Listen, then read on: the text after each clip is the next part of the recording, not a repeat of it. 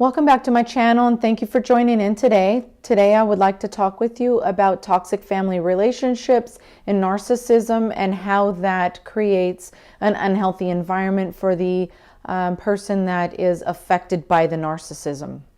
Narcissism is a mental health disorder that is characterized by a person feeling overvalued for themselves, only seeing one side of a situation, not being able to incorporate the feelings and behaviors of another person, making a situation all about them. And when they are unable to do that, then they often fall to be the victim of the situation, which results in the other party feeling in some ways responsible for the argument or responsible for the falling out of the family. And also I want to provide 5 tips of how to deal with a narcissistic family member. I think it's key to understanding narcissism and how it works in a family system, how it affects a relationship and how it affects the individual that is not the narcissist, and how to then manage being in this family unit in a way that makes you feel happy, valued. And a narcissistic person lacks the ability to have deep, endearing relationships. Oftentimes their relationships are very superficial, beneficial for themselves, and does not incorporate the love or desire of another person. It is only for their own self-worth and their own self-benefit. Outwardly, a narcissistic person appears to be very sure of themselves, confident, and in some senses arrogant. However, internally, they are very insecure, use relationships to reinforce their thoughts of self-worth and self-gain. However, they lack the ability to show true affection or love. These relationships oftentimes end in tragic endings or falling out of the family, not being able to stay in connection as long as that person refutes the narcissistic personality. Gaslighting is a term frequently used with a narcissistic or toxic relationship environment.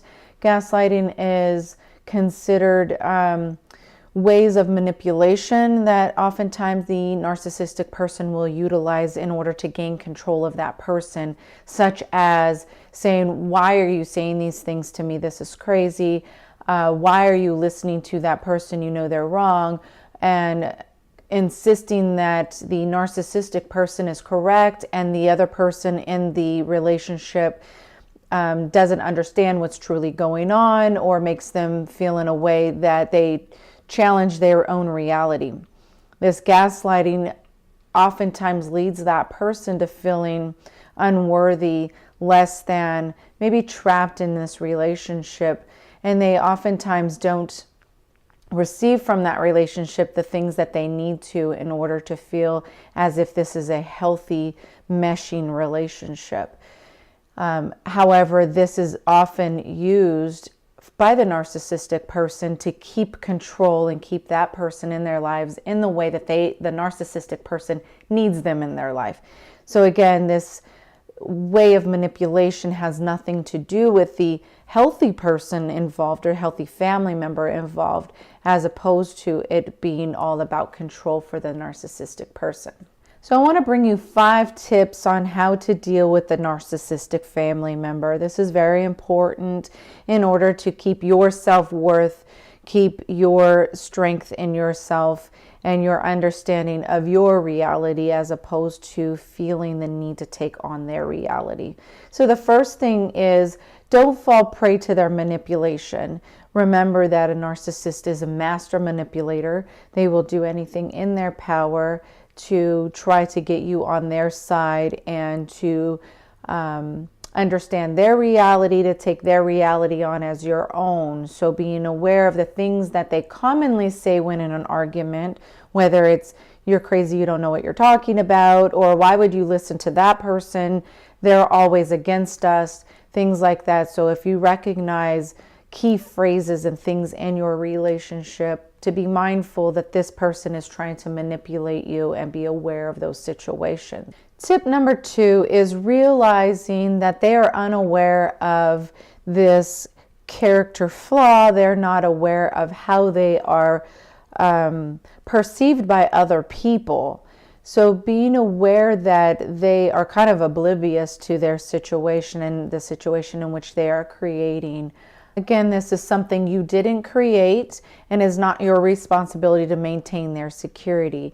Them getting their own professional help would be a suggestion. However, it's something that they have to take on themselves. Tip number 3, it is never wise to argue with a narcissist, as they will always twist the words around and find out a way for them to be right, you to be wrong, them to be the victim, and that you to feel sorry for them, apologize, and try to bring the relationship back into something that they feel comfortable with.